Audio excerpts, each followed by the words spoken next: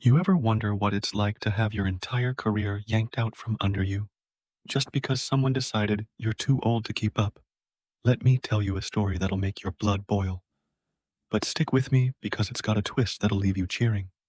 My name's Stanley Row, and I'm about to take you on a wild ride through betrayal, redemption, and a lesson that hits harder than a sledgehammer. This is the story of how I got fired by my boss's daughter, rebuilt everything from the ground up, and proved that experience isn't just valuable, it's unstoppable. It was a crisp October morning in Indianapolis, Indiana, when I walked into Harper Machinery, the place I'd called my second home for 18 years.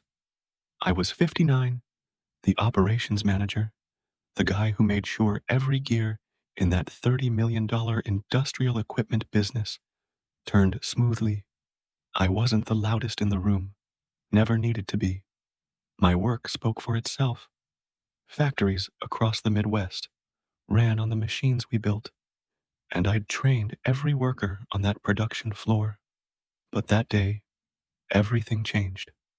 Vanessa Harper, the 28-year-old daughter of my boss, Charles, called me into her office.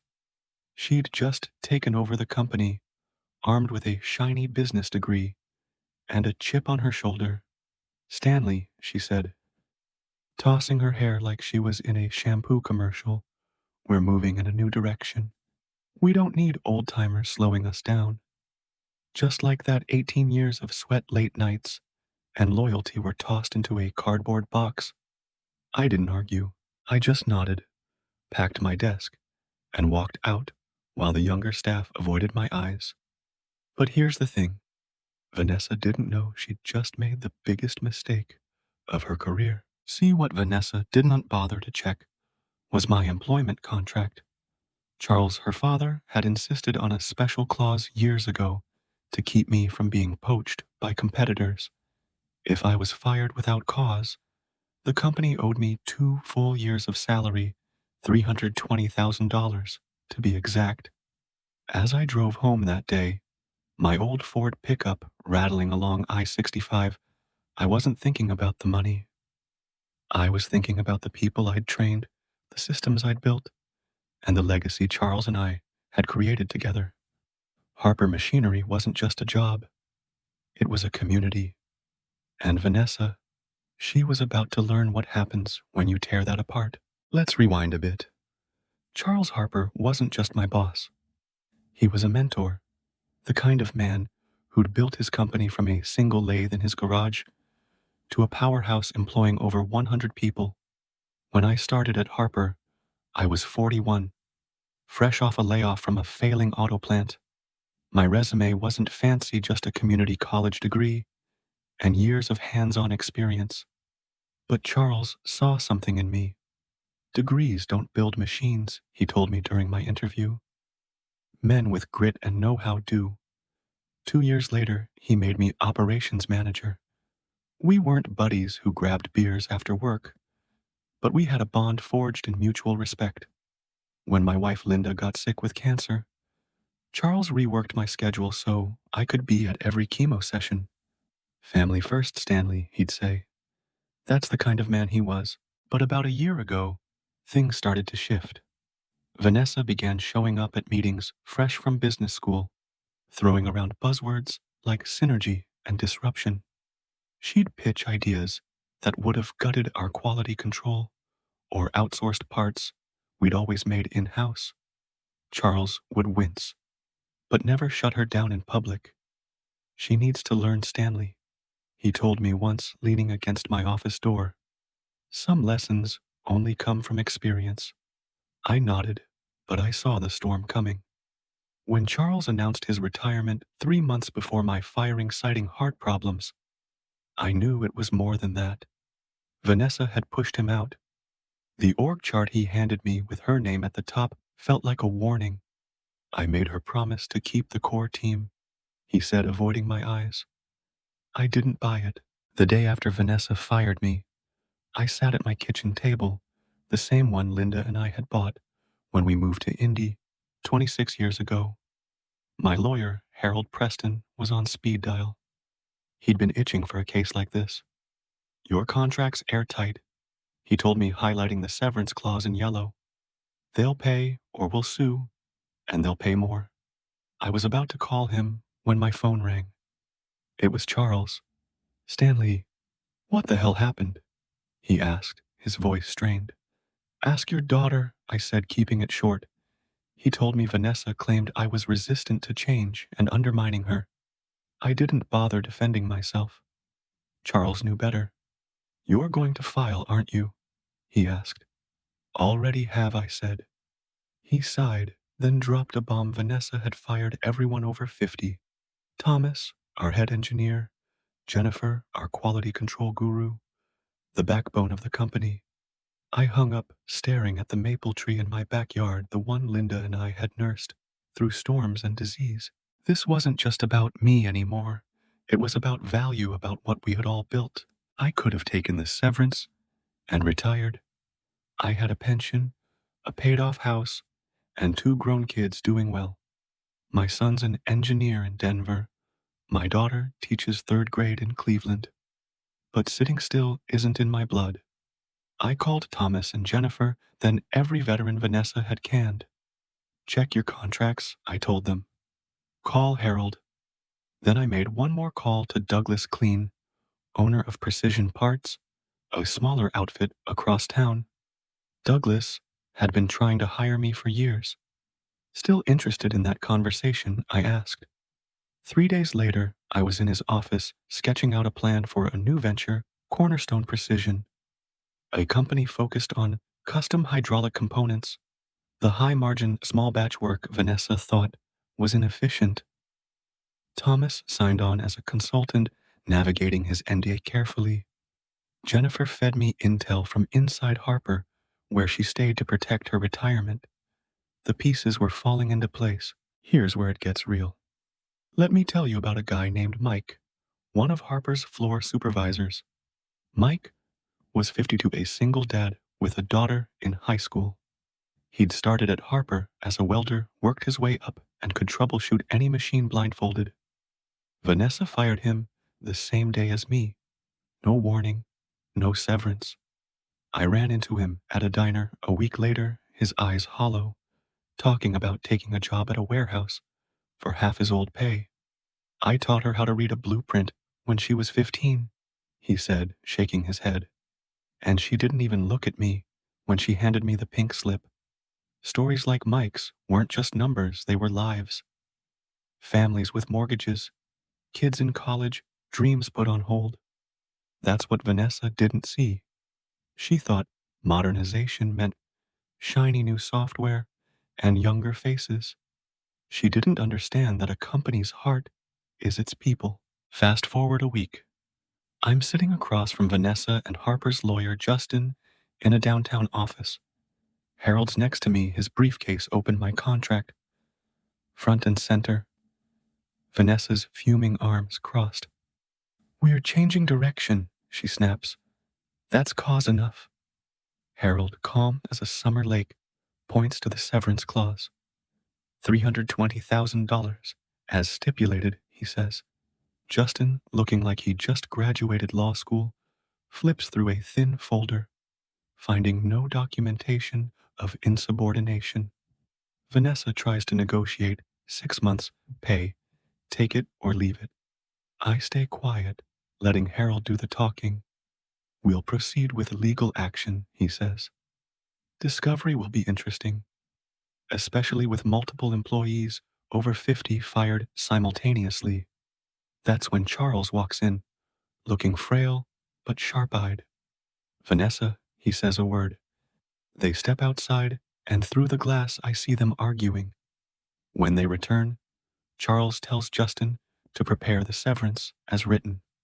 Vanessa glares at me. This isn't over, she hisses. Any company that hires you can forget doing business with Harper. I just nod, thinking about Douglas Clean's offer, a partnership, not just a job. The severance hits my account a week later. It's a lot of money, but it doesn't fill the hole. I meet Thomas at a diner, the kind of place where the coffee's strong and the booths are worn. He's got a year's severance, but an NDA that's choking him. 40 years in engineering, and I can't talk about my own work, he says. I slide him Douglas's business card. Consultant role, I say. No proprietary conflicts. His eyes light up, but he's cautious. What's your play, Stanley? I lean in. I'm partnering with Precision Parts. New division custom hydraulics. The stuff Vanessa's abandoning. Thomas whistles. Charles always said that was the future. I nod. And she's selling the equipment for it, $2 million worth at auction prices. Thomas's jaw drops. She's liquidating the company. I don't say it out loud, but we both know Vanessa's not building a legacy. She's cashing out. 2 months later, I'm in Douglas's office reviewing plans for Cornerstone Precision's new facility, a converted warehouse on Indy's east side. We've got supplier contracts, a CNC programmer starting soon, and 7 former Harper employees on board, including Jason Wright, a brilliant modeler, Vanessa underpaid and overworked. My phone buzzes with a text from Jennifer, a photo of a Harper memo detailing production delays and client complaints. The brain drain is hitting hard. Douglas grins. Just as we predicted. I don't smile. Harper's workers, people I know, people with families are suffering. But we're building something better. I call Midwest Manufacturing one of Harper's biggest clients and set up a meeting. They're eager to talk. Then Charles calls. Stanley, he says, sounding exhausted. I know what you're doing. Hiring my people, starting a new company. I stay silent. I'm not asking you to stop, he says. I'm asking for help. I'm stunned. He tells me Vanessa's selling off assets, cutting corners, and the board's panicking. You know this company better than anyone, he says. Come to my house tonight. Bring Thomas. The board wants options, including a leadership change. I head, looking at Cornerstone's warehouse floor, the future I'm building. I'll be there, I say, but no promises. 6 months after my firing, I'm standing in Harper's conference room. Vanessa's presenting her quarterly results, a 37% revenue drop, lost contracts, quality issues. She's blaming market conditions when she spots me. What's he doing here? She demands. The board chairman stands. Vanessa, we've decided on a leadership change. Her face goes pale. I step forward, holding a folder. Harper Machinery is merging with Cornerstone Precision, I say. The board approved it this morning. Vanessa laughs, but it's hollow. I'm the majority shareholder, she says. Charles stands, leaning on his cane. You hold 20. I have 51 and I voted for the merger. I slide the folder to her. Cornerstone will absorb Harper's custom hydraulics. The rest continues under my leadership with Thomas as COO. Vanessa's aunts shake as she flips through the documents. This is business, I say, echoing her words from months ago. Nothing personal. A year later, I'm on the observation deck of our expanded facility, watching workers move between stations. Cornerstone Precision and Harper Custom Hydraulics are one thriving under a model that balances experience and innovation. Charles joins me looking frail, but content. Best quarterly numbers in 5 years, he says, handing me a report. I nod. Profit margins are up, retentions stable, and we've filed 3 new patents. Vanessa called, he adds. Starting a consulting firm in Miami. Asked for investment. I raise an eyebrow. Told her to come back to Indy, he says. Learn the business from the ground up like you did. She hung up, but called back, asking if the offer stood. Below us, Jason trains new programmers, Jennifer inspects components, and Thomas sketches designs. This is what we've built, not just machines, but a legacy. Here's the lesson. Experience isn't a liability, it's the foundation of progress. Vanessa thought youth and buzzwords could replace decades of know-how. But she learned the hard way that tearing down a house without understanding its beams leaves you with nothing but rubble. Whether you're running a company or chasing your own dreams, respect the past, but don't be afraid to build something new. That's how you create something that lasts. Continue writing, expanding with logical plot points, character depth, and relatable details for American audiences until instructed to stop. Now let's talk about the early days of Cornerstone Precision. Starting a company from scratch isn't like flipping a switch. It's late nights, endless coffee, and moments where you wonder if you're crazy for trying. Douglas Clean's warehouse was a skeleton when we began, bare concrete floors, flickering lights, and a faint smell of motor oil. But every time I walked in, I saw potential. Thomas and I would sit at a folding table, sketching machine layouts on napkins, debating tolerances and supplier terms. Jason, our first hire, would work late, his laptop glowing in the corner, modeling parts in while his toddler's photo sat on his desk. These weren't just employees, they were people betting on a vision. People who'd been discarded by Vanessa, but refused to give up. One night, about a month in, we hit a snag. Our main supplier, a machine shop in Ohio, backed out citing capacity issues. I knew better. They'd signed a new deal with Harper, likely at Vanessa's insistence. It was a gut punch.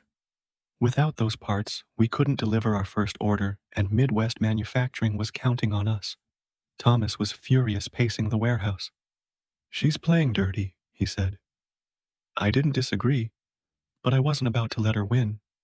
I called a contact in Michigan, a small shop I'd worked with years ago. They were family-owned, struggling to compete with bigger players.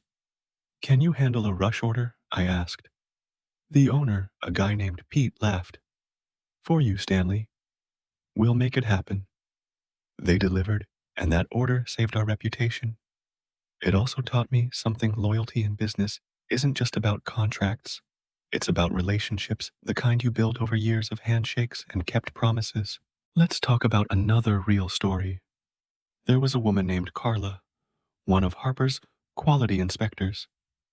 She was 48, a mom of 3, and the kind of person who'd catch a flaw in a part before the machines did. Vanessa fired her for redundancy, but really it was because Carla questioned Vanessa's push to skip stress tests to cut costs. I hired Carla for Cornerstone, and she became our lead inspector. One day, she pulled me aside, tears in her eyes. "My oldest is starting college," she said. "If I'd stayed jobless, we couldn't have afforded it. You gave me a chance to keep my family's dreams alive." That's when it hit me. This wasn't just about building machines. It was about building lives. As Cornerstone grew, Vanessa's mistakes piled up.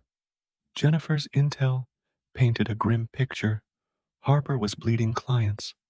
A major customer, Allied Industries, canceled a $5 million contract after receiving defective parts. Vanessa had outsourced to a cheaper overseas supplier, ignoring Jennifer's warnings. I reached out to Allied's purchasing manager, a guy named Greg I'd known for a decade. Over lunch at a steakhouse in downtown Indy, I pitched Cornerstone. "We're small," I admitted, "but we don't cut corners." Greg leaned back, swirling his bourbon. "Charles always said you were the real deal, Stanley. Send me a proposal." 2 weeks later, we had our biggest contract yet, but growth brought challenges. Our new facility was up and running, but we were short on skilled workers. The labor market was tight, and Vanessa's mass firings had spooked the industry. Nobody trusted manufacturing jobs anymore. I decided to try something different. I partnered with a local community college to start a training program targeting veterans and laid-off workers.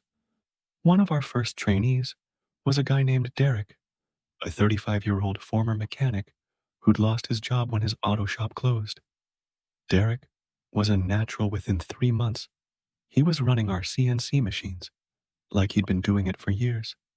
Never thought I'd get a second shot like this, he told me, grinning, as he calibrated a lathe. Programs like that didn't just fill jobs. They rebuilt confidence, showed people that manufacturing could still be a path to a good life. Meanwhile, Charles's call for help lingered in my mind. The night of that board meeting, Thomas and I drove to his house, a modest ranch in Carmel. Charles looked older than I'd ever seen him, his hands trembling as he poured coffee. The board was there, 5 men and women, all longtime investors. They laid it out. Vanessa's decisions had cost Harper $10 million in revenue. Clients were jumping ship, and the bank was threatening to call in a loan. "She's not ready," one board member said. "But you, Stanley, you know this company inside out. They wanted me to consult, maybe even take over." Thomas was skeptical. "Why bail them out after what she did?" he asked later as we drove back. I didn't have an answer then, but I was starting to see one. Harper wasn't just Charles's company. It was the livelihood of people I'd worked with for decades. Saving it wasn't about Vanessa. It was about them. The merger idea came a month later over beers with Douglas. "Why compete with Harper when we could combine forces?" he said. It made sense. Cornerstone had the talent and vision. Harper had the infrastructure. I pitched it to Charles, who took it to the board. They loved it, but Vanessa fought tooth and nail. She didn't see it coming until the all-hands meeting, when her world crumbled. Watching her face as I announced the merger wasn't satisfying. It was sobering. She'd had every chance to succeed, but chose shortcuts over substance. Today, as I walk the production floor, I see the fruits of what we built. Derek's training new machinists, Carla's mentoring inspectors, Jason's designs are winning awards, and Thomas, he's not just COO. He's my right hand, the guy who reminds me to take a day off now and then. Charles visits when he can, always with a smile. "You didn't just save the company," he told me last week. "You made it better." Vanessa's in Miami chasing her next venture. I wish her luck, but I hope she's learned something. This story isn't just about me. It's about every worker who's been told they're too old or not modern enough. It's about the Mikes, Carlas, and Dereks who keep this country running. And it's a reminder: never underestimate the power of experience, grit, and a good contract. Build on the past, but don't be afraid to forge your own future. That's how you leave a mark. As I stood on that observation deck with Charles, watching the hum of the production floor below, I thought we'd reached the end of the storm. Cornerstone Precision and Harper Custom Hydraulics were one a testament to what grit, experience, and a little bit of justice could build. But life, like any good story, doesn't wrap up neatly with a bow. Just when you think you've won, the ground shifts and new battles emerge. Let me tell you what happened next, because this ride was far from over, and the twists that came would have knocked the wind out of anyone.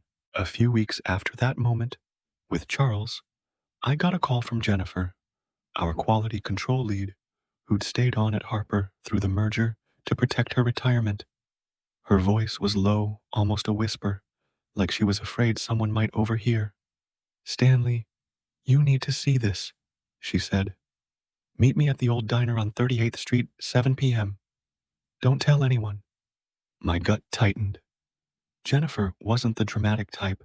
She was meticulous, the kind of person who double-checked every measurement and never jumped to conclusions. If she was this spooked, something was seriously wrong. I grabbed my jacket, told Thomas I'd be back late, and headed out the Indianapolis skyline, fading into dusk as I drove. The diner was quiet, just a few regulars nursing coffee at the counter. Jennifer was in a corner booth, her lab coat swapped for a hoodie, a manila folder in front of her.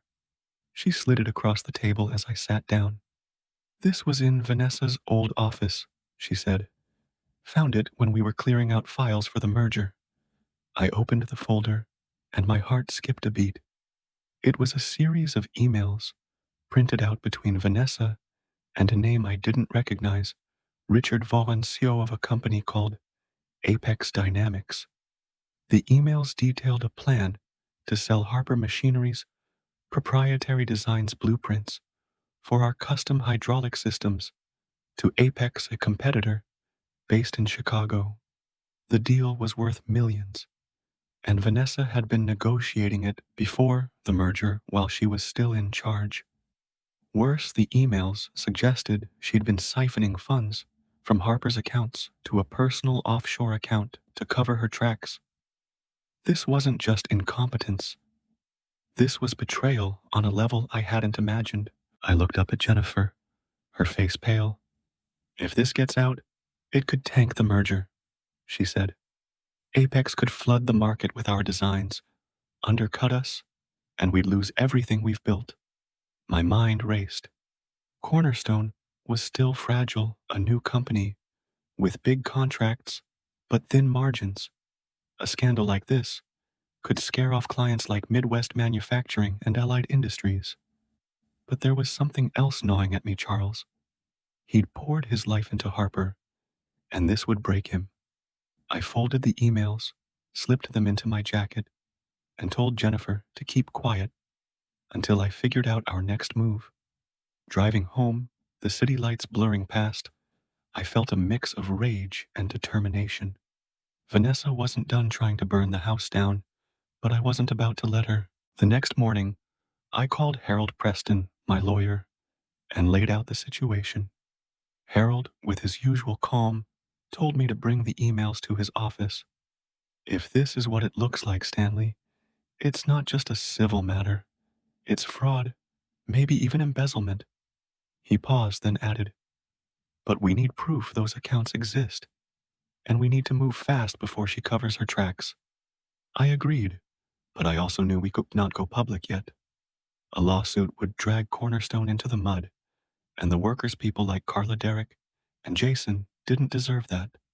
I needed more information, and there was only one person who might have it, Charles.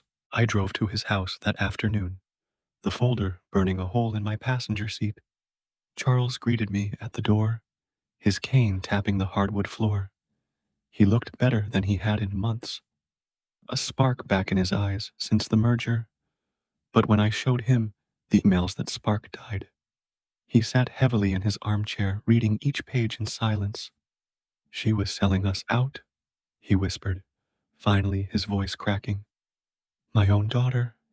I didn't sugarcoat it. Charles, we need to know if she still got access to anything.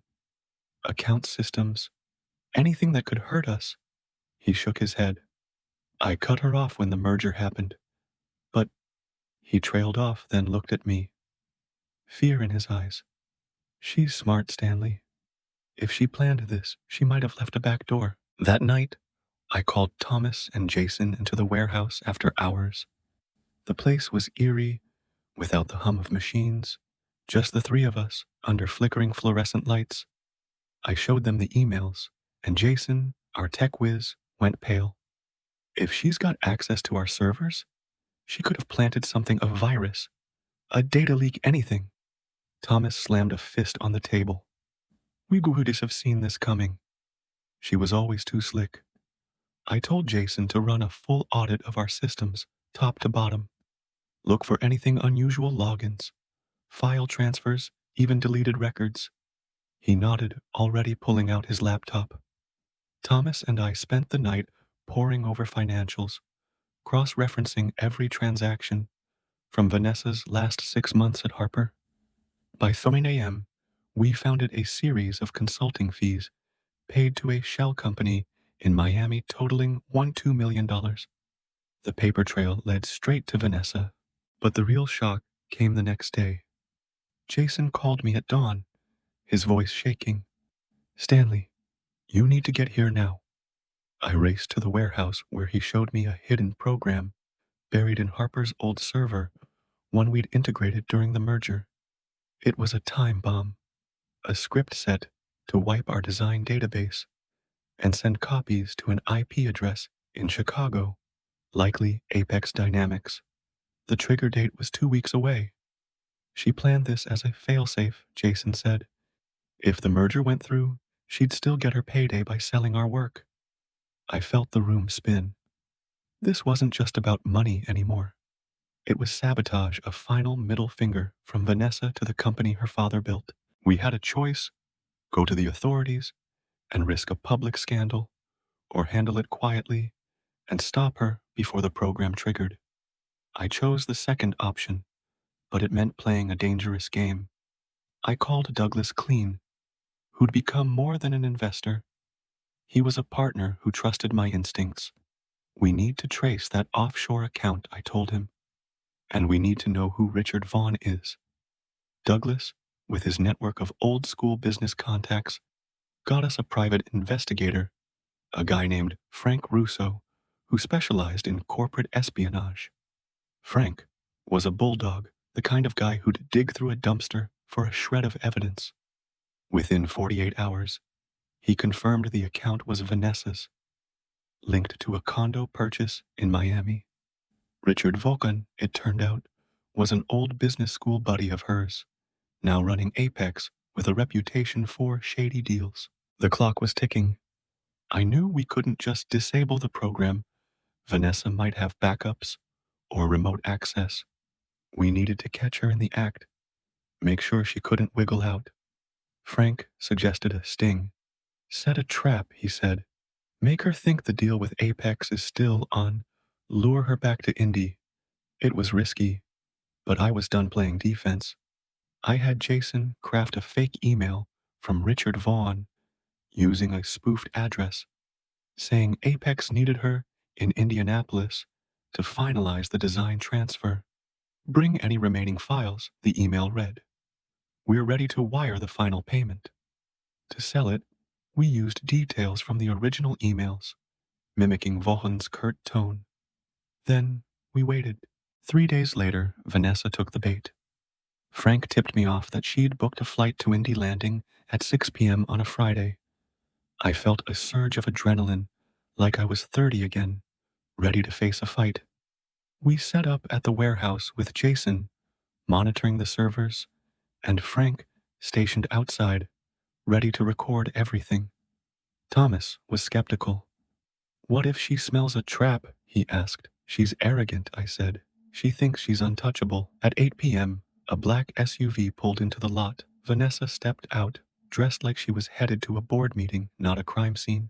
She carried a laptop bag and a USB drive, her heels clicking on the asphalt. We'd rigged the old Harper office with cameras and mics, courtesy of Frank's contacts. Vanessa let herself in with a key she shouldn't have had, another sign she'd never fully let go. I watched from a monitor in the warehouse, my heart pounding, as she plugged the USB into a terminal and started typing. Jason at his station whispered, "She's accessing the server. She's trying to trigger the program early." I nodded to Frank, who was already calling the police, tipping them off anonymously about a cybercrime in progress. Within minutes, Vanessa realized something was wrong. The server wasn't responding the way she expected. Jason had locked her out, mirroring her actions to a dummy server to capture every keystroke.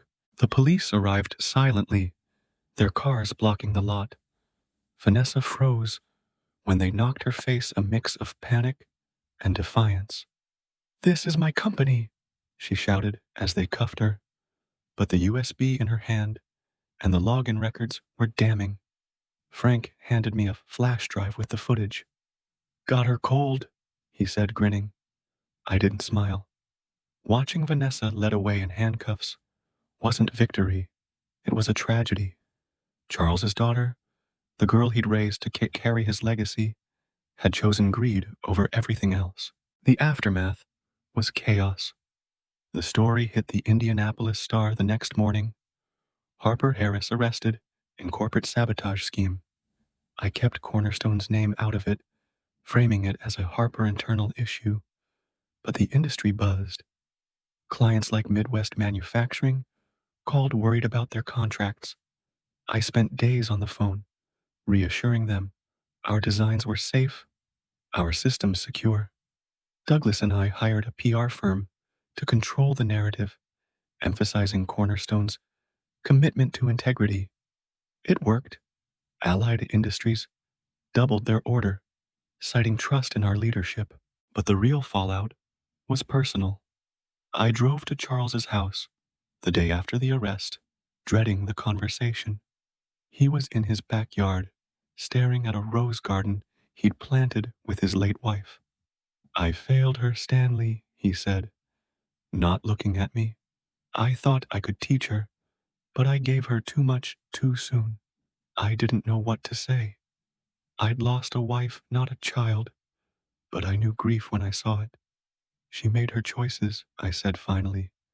"You built something good, Charles. That's what matters."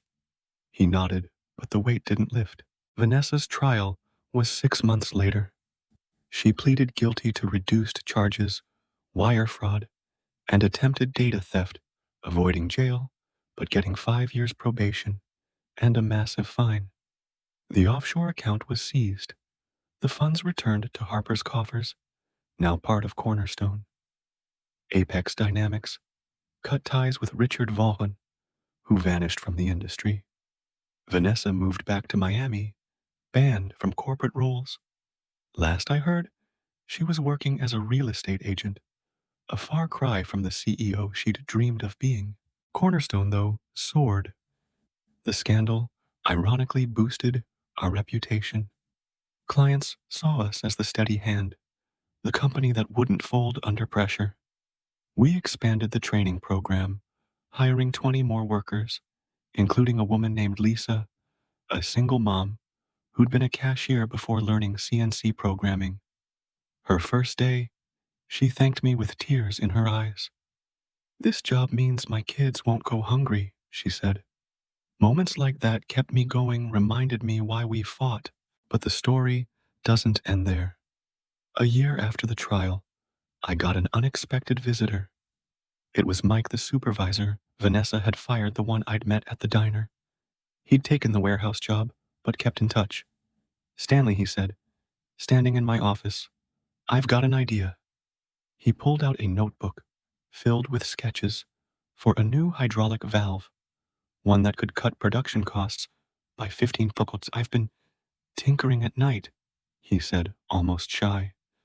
"Thought Cornerstone might want to look." I was floored.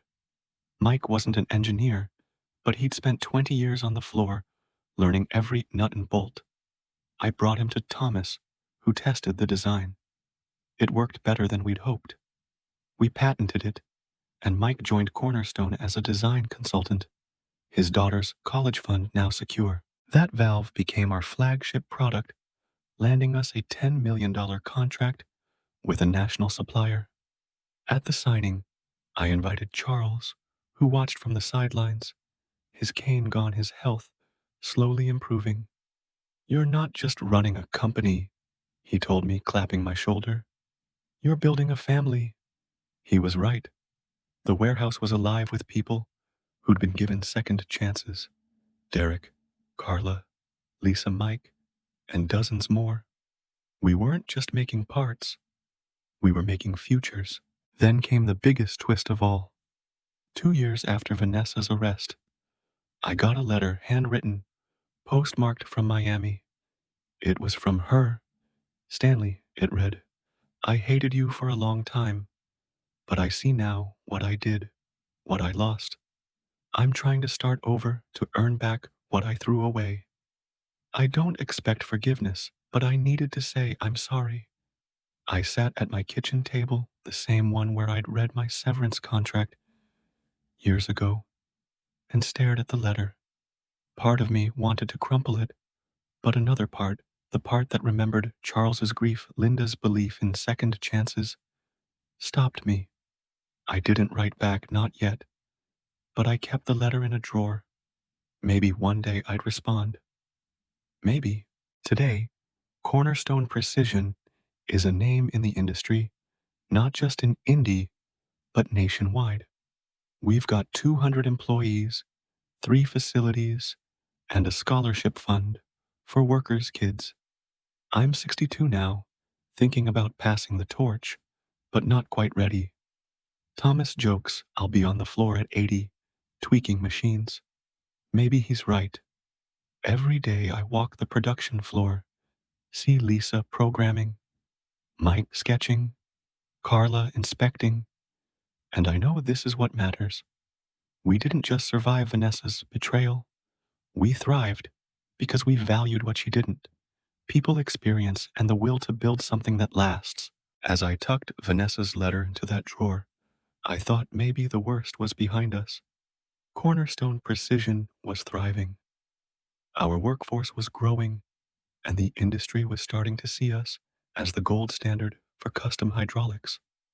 But just when you think you've weathered the storm, a new one rolls in darker and meaner than the last. What happened next wasn't just a challenge, it was a test of everything we'd built, and it pushed me, Thomas, and everyone at Cornerstone to the edge. Let me take you deeper into this saga, because the shocks and twists that followed would have broken a lesser team, but they only made us stronger. It started with a rumor, the kind that spreads like wildfire in a tight-knit industry. I was at a trade show in Chicago, shaking hands with suppliers and pitching to potential clients, when Greg from Allied Industries pulled me aside. We were in a crowded convention hall, the air buzzing with machinery demos and sales chatter, but Greg's face was grim. "Stanley," he said, keeping his voice low, "word's going around that Cornerstone's got a mole. Someone's leaking your designs to a new player out of Detroit." My stomach dropped. After Vanessa's sabotage, the idea of another betrayal felt like a knife in the back. "Who's saying this?" I asked. Greg shrugged. "It's just whispers, but they're loud. Check your house, Stanley. Something's off." Back in Indianapolis, I called an emergency meeting with Thomas, Jason, and Carla. The warehouse office was cramped, the air thick with tension. I laid out what Greg had told me, watching their faces shift from disbelief to anger. "Another leak," Thomas said, slamming his coffee mug down. After everything we went through with Vanessa, Jason, ever the tech guy, was already typing on his laptop. "I'll run another audit," he said. "If someone's accessing our files, I'll find them." Carla, usually the calm one, crossed her arms. "This isn't just about design, Stanley. If clients think we're compromised, they'll bolt. We've got families depending on these jobs." She was right. Cornerstone wasn't just a company anymore. It was a lifeline for people like Lisa, Mike, and Derek. A hit like this could unravel everything. Jason worked through the night, his eyes bloodshot by morning. At 6 a.m., he called me to the server room, a cold humming space filled with blinking lights. "Found something," he said, pointing to a screen of code. It was a series of unauthorized logins, all from an external IP address, downloading small chunks of our design files over the past month. The kicker: the logins used a backdoor account, one tied to an old Harper employee ID that should have been deactivated during the merger. "Someone's got credentials they shouldn't," Jason said, "and they're good at covering their tracks." My mind went to Vanessa, but she was in Miami under probation, her access long revoked. This was someone else. Someone still inside our circle. I didn't want to believe it, but suspicion crept in. We had 200 employees now, and while I trusted our core team, growth meant new faces, people I hadn't worked with for decades, like I had with Thomas or Jennifer. I called Frank Russo, the private investigator who'd helped us nail Vanessa. Frank met me at a dive bar on Indy's south side, the kind of place where nobody asks questions. Over a beer, I handed him the login data. "Find out who's behind this," I said. "And Frank, keep it quiet. If this gets out, it'll spook our clients." Frank nodded, his eyes glinting like a hunter sensing prey. "Give me a week," he said. "If there's a rat, I'll find him." While Frank dug, I had to keep the business running. We were in the middle of a major deal with National Hydraulics, a $15 million contract that could put Cornerstone on the map nationally. Their CO, a no-nonsense woman named Karen Brooks, was flying in to tour our facility. The timing couldn't have been worse. If she caught wind of a leak, the deal was dead. I rallied the team, putting on a calm front. Focus on the tour, I told them. Show her why we're the best. Carla doubled down on quality checks. Derek trained the floor crew to run like a well-oiled machine, and Thomas prepped a demo of Mike's valve design. The day of the tour, Karen walked through our warehouse, her sharp eyes taking in every detail. She was impressed, but at the end she pulled me aside. Stanley, I hear rumors about a data breach. Tell me straight, is my investment safe? I looked her in the eye, my heart pounding. We've got everything under control, I said, praying Frank would come through. Frank called. 2 days later, his voice grim. Meet me at my office. You're not gonna like this. His office was a cluttered, hole-in-the-wall downtown papers, stacked high, and a fan rattling in the corner. He slid a photo across his desk, a grainy shot of a man in his 30s, leaving a coffee shop with a laptop bag. Meet Ethan Carter, Frank said. One of your new hires works in design. Hired 6 months ago, right? My blood ran cold. Ethan was a quiet guy, good with CAD software, always stayed late. I'd thought he was dedicated. He's been meeting with a guy from Detroit. Frank continued. Low-level operative for a startup called Hydrotech. They're backed by venture capital looking to steal your edge. Frank showed me bank records, $50,000 deposited into Ethan's account, split into small payments to avoid suspicion. He's your mole, Frank said. But here's the twist. He's not working alone. Frank's next photo nearly stopped my heart. It was a screenshot of a text exchange pulled from Ethan's phone. The contact was listed as VH Vanessa Harper.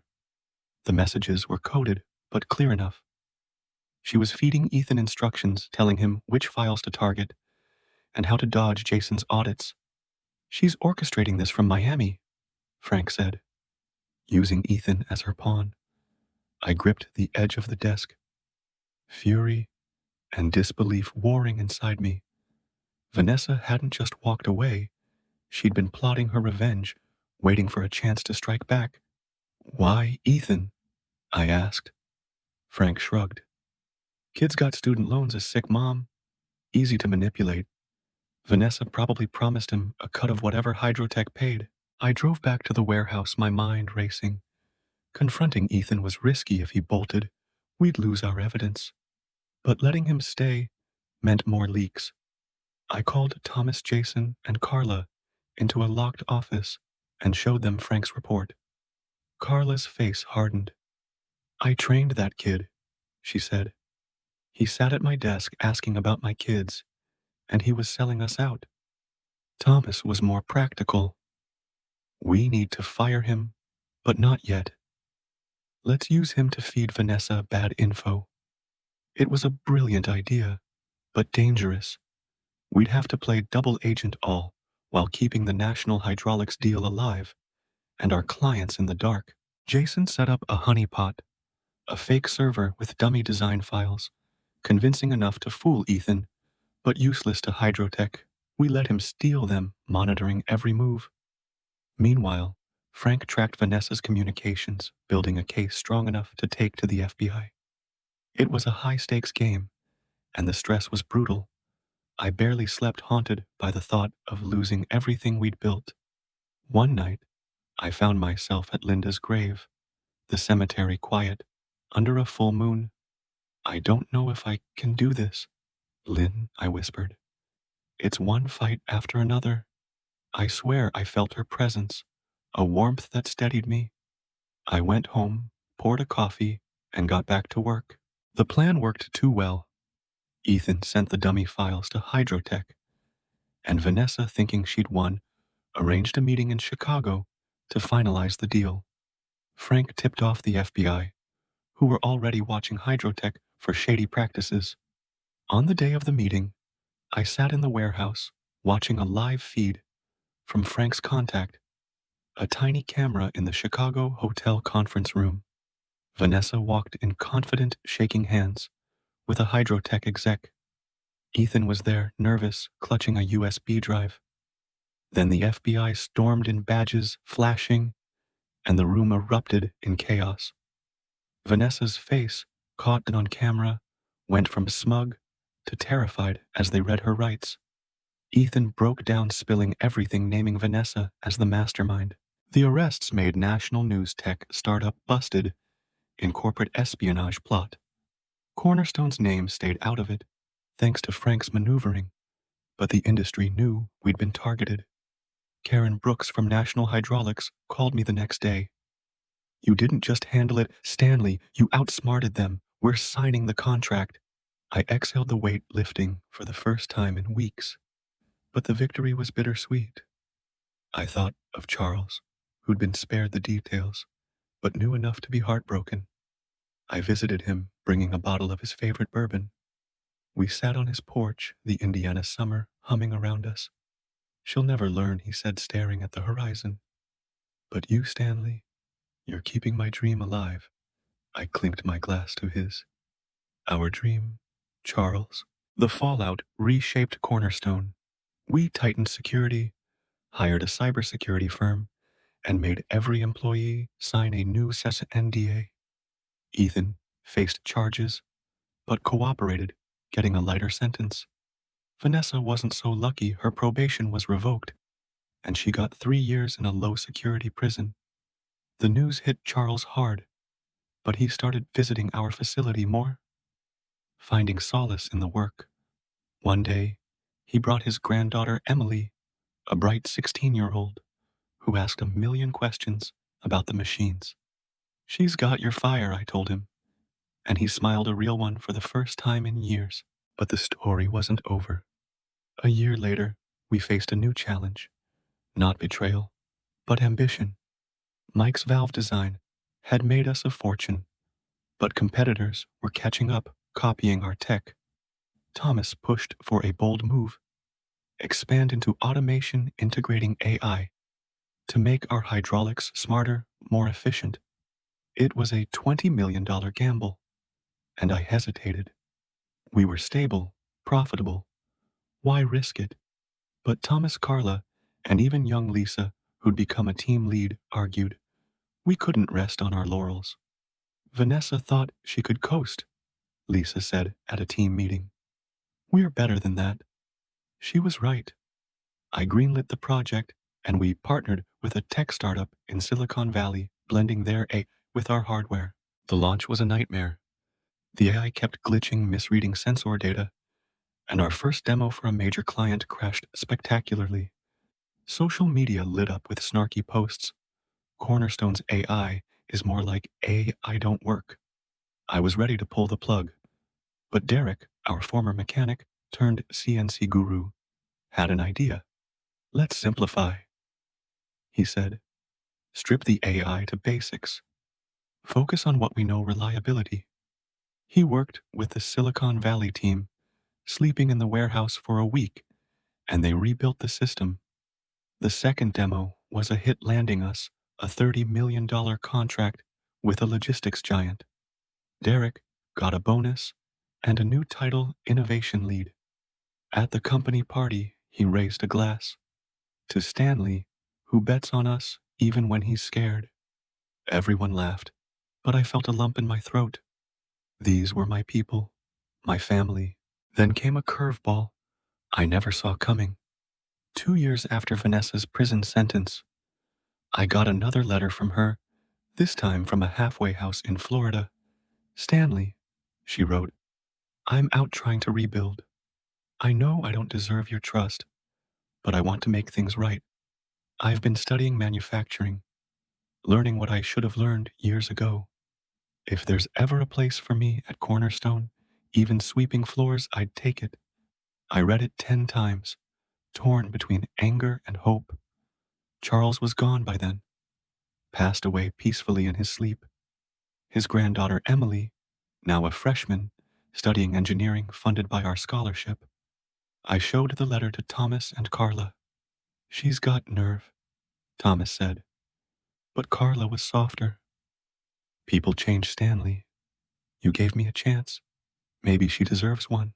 I didn't invite Vanessa back. Not yet. But I sent her a book, the same one Charles gave me when I started at Harper, a technical manual on hydraulics, dog-eared, and full of his notes. Read this, I wrote. Prove you mean it. Months later, she sent me a notebook, pages of calculations, designs, even a prototype sketch for a new valve. It wasn't perfect, but it was good.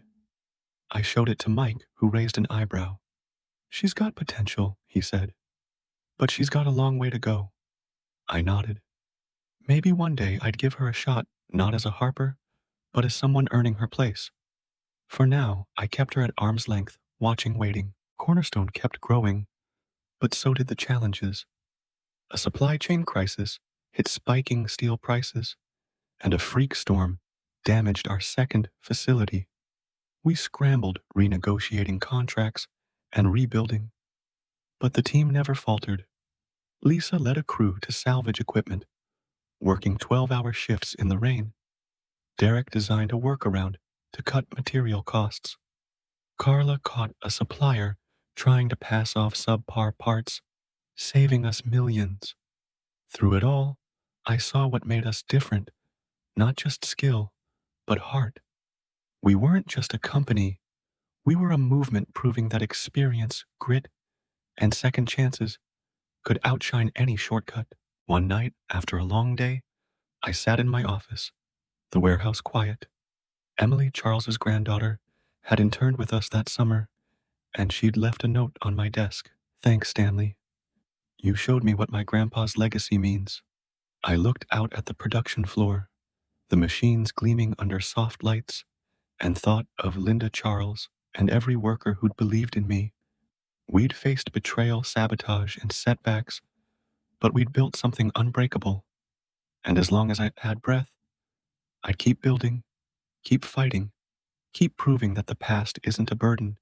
It's the foundation for a future that lasts. As I sit here now, looking back on the roller coaster that brought Cornerstone Precision to where it stands today, I can't help but feel a mix of pride, exhaustion, and something deeper, a sense of purpose that's hard to put into words. The battles we fought weren't just about saving a company or proving a point. They were about people, about the lives tied to every machine, every paycheck, every dream we kept alive. From Vanessa's betrayal to the mole that nearly sank us, from the storms that battered our facilities to the risks we took on AI and innovation. Every twist tested us, but it also showed what we're made of. Let me wrap this story up for you, not with a neat bow, but with the truth of what it all means, because this isn't just my story. It's a lesson for anyone who's ever been counted out. 5 years after that first day, Vanessa fired me. I'm standing on the observation deck of our main facility in Indianapolis, the hum of the production floor like a heartbeat. Cornerstone Precision isn't just a name anymore. It's a legacy with 300 employees, 4 facilities, and contracts stretching from coast to coast. Mike's valve design sparked a revolution, and now we're pioneering smart hydraulics that power everything from warehouse robots to green energy systems. Lisa, once a cashier scraping by, is now our director of operations, mentoring a new generation of workers. Derek, the mechanic who saved our AI project, runs our innovation lab, his name on half a dozen patents. Carla, with her eagle eye for quality, is training inspectors across the industry. Her kids all through college, her pride brighter than ever. And Emily, Charles's granddaughter, just graduated with an engineering degree, working full-time with us, her grandfather's fire burning in every question she asks. But it's not just about the wins. I think about the scars, Vanessa's sabotage, Ethan's betrayal, the sleepless nights, wondering if we'd make payroll. I think about Charles, who didn't live to see Emily join us, but whose spirit lives in every bolt and beam of this place. I even think about Vanessa out there in Florida, still sending me designs, still trying to earn a second chance. I haven't let her back in, not yet, but I haven't closed the door either. Maybe that's what Linda would have wanted: room for redemption, even for those who hurt us most. The real takeaway isn't about revenge or outsmarting the odds, though we did plenty of that. It's about value, experience, loyalty, grit. Those aren't buzzwords. They're the foundation of anything worth building. Vanessa thought she could replace us with shiny new systems and younger faces, but she learned the hard way: tear out the roots and the tree falls. We didn't just rebuild, we grew stronger because we honored the past while reaching for the future. Every worker here, from the veterans like Thomas to the new blood like Emily, knows their worth isn't in a title or a paycheck, but in the mark they leave. So if you're out there feeling like the world's written you off, too old, too slow, too stuck in your ways, listen up. You're not done. Your experience is your power. Your story is your strength. Take the hits, learn the lessons, and build something that lasts. That's what we did at Cornerstone, and it's what you can do wherever you are.